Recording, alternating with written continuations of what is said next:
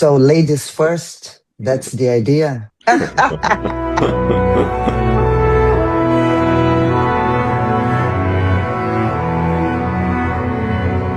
Kleber and Wagner, I have a question. It's always complicated to explain what the hell is Brazil. And then suddenly we have like two films running for the Oscars that were like something to the world. So I'd like to know, what do you think it's happening that suddenly we're making sense to audience abroad? I think the film has had a very strong impact, not only in Latin America, but also in Europe and in the United States. And I think the key of affection is something that keeps coming up.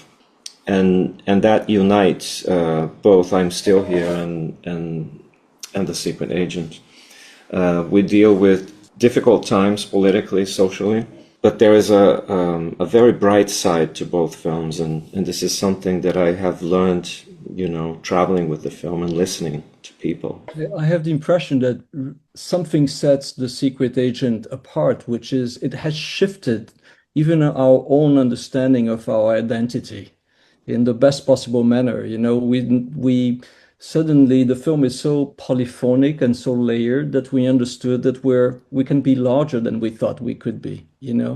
Suddenly we are embracing the culture of Northeastern Brazil, and we're proud of that as Brazilians. And outside of Brazil, I think that is echoing, because one can see a very diverse part of the country, which have very strong cultural roots, intellectually, musically, and as you say, even how to express affection or humanity is slightly different. The human geography is completely different than the one from Rio or São Paulo.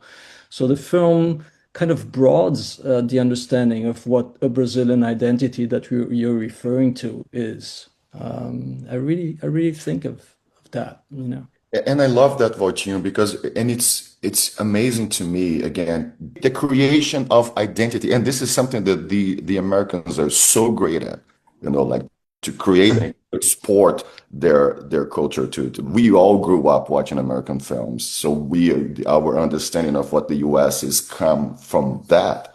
So it's beautiful to kind of do that. Again, not only for the foreigners, but for ourselves. Armando, the character that you play, and I love how you play it, and I loved how Kleber conceived Armando, because he's trying to make sense of a senseless world. Yeah. So and I thought, well, today in March 2026, we're pretty much like Armando, That's it. The world doesn't make sense. Yeah. And we keep on going through affection. And the film is a lot about it. And all this noise and all this mess, at the end, nobody perhaps will remember it. It will just vanish. And it's so beautiful because it's so colorful, so strong, so full of nonsense and humor and tragedy. And at the end, it's gone. It's very beautiful. And it's a great metaphor for now.